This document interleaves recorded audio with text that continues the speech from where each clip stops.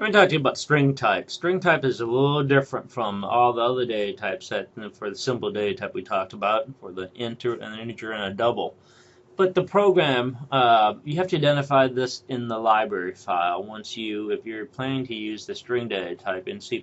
So where do you identify that? You gotta have included #include string. Okay, that's your preprocessor. Once you start to have that, you could go into this and be able to use string data type and start to declare string data type. Now, once you bring in a preprocessor library file from the outside coming in, you can actually use that library file's methods. It comes with a whole bunch of other methods with it. So think about it like a template. Okay, so if you design, like, I don't know, here, I'll give you, for example, an iPhone. All right, showing off my iPhone. So if you buy this iPhone, you get to use function like texting. You get to use a camera, take a picture. You get to have all these functions that comes with an iPhone with it.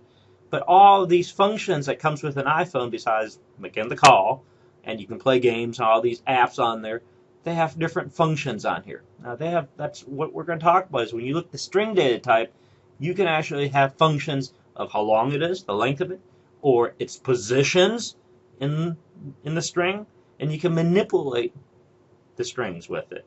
So we're going to look at that, how this actually plays a role with it. So here's an example. Here an example is William space Jacob. It counts the positions in all of this. So if you look at 1, 2, 3, 4, 5, 6, 7, 8, including the space, 9, 10, 11, 12, 13. So William Jacobs, including the space, is counting the number of length in the string. Okay? The position is 0. Okay, so each character has relative position in the string. The position in the string is starting with 0, and the spaces also count. So if I had to count this over, I should count 0, 1, 2, 3, 4, 5, 6, 7, 8, 9, 10, 11, 12. Okay, so but there's actually 13 is the length of this thing. Does that make sense? So be careful with that, because why do we start with 0? We have we have digits, and we have toes. So we count with our fingers. Computers, on the other hand, start with counting with 0. Okay? All right, variables, assignment statement. This is how you, I told you how you would actually give instructions to allocate memory with it, assigning particular constants with it. Note, allocating memory with constants and variables with it. You start with, there's a constant, so what's also known as literal. This is where actually it is assigned a particular. So let's say this is the syntax. You have to start with const, C-O-N-S-T, for C++. Space. There's a data type called double. Uppercase your identifier. Uppercase every letter in your identifier equal whatever that value is, such as an example 2-11.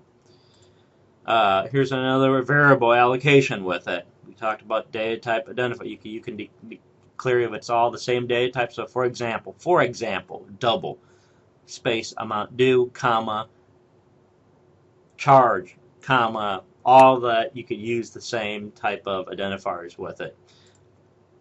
Put in the variable into the data into the variable. You can have it read into a particular store. So you can use what's called a cin with the greater than sign with it as well. So we're going to look at how you initialize things and how you use your assignment operator and how you assign a particular expression to that variable with it. All right. So for example, take a look at this data type that you have declared. All right. You called num1. Num1's now 4. Num2, you declare it as an int, and you can do this mathematical expression. Okay, and here's a string. You assign it to the data type with it. Saving and using the value of the expression with it. This is pretty straightforward. Once you declare that data type with it, it's the data type kind of remains with the life of that variable with it. That's what that's saying right there right now. This up here a little bit here. Declaring initializing the variable. I want to let you read through this. This is pretty much self-explanatory with this. Inputting of this thing. So the symbol right here that we call the stream extractor operator stream extractor operator. All right, you are extracting data into putting it into the variable, the greater than and greater than sign, greater than sign. Okay, so make sure you understand how this works. This is opposite from the less than sign for the cout, which is totally opposite from it. All right, so it tells you how to read. I'm going to let you read through this on your own for a moment. There's no need for me to sit here and belabor this. Coming down here, read through this, how you do cout with this, and end line moves you to the next line. Pretty much straightforward with this. This is what I'm talking is the cout. This is the stream insertion operator. Insertion operator with this. The other one is cin is the stream extraction operator. Stream extraction, stream insertion. One's inserts into the operator, and the other one is extractor. Insert, extract. Make sure you know which one's which. So these are a really good slide for you to actually go through. I do want to point out the output. There is an output Ascii. You could use any of these on table. I do have test questions on this. I'll ask you, what do you want to do besides the end line? You can actually do the \n. That would actually move you to a next line with it as well.